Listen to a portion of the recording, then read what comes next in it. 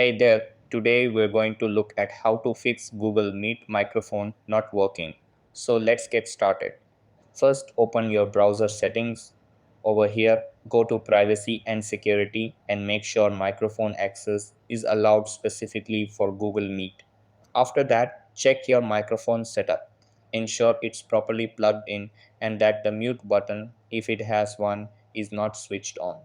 Then open your system settings. Click Start, go to Settings, then System, and select Sound.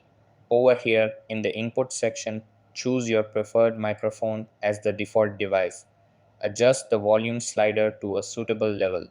After that, go back to Settings, open Privacy, and select Microphone.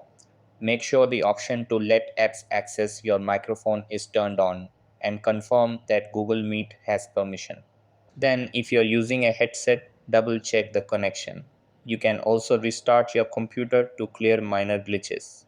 After that, make sure you have the latest version of Google Meet installed, as updates often fix audio issues. And that wraps it up. Appreciate you watching. See you in the next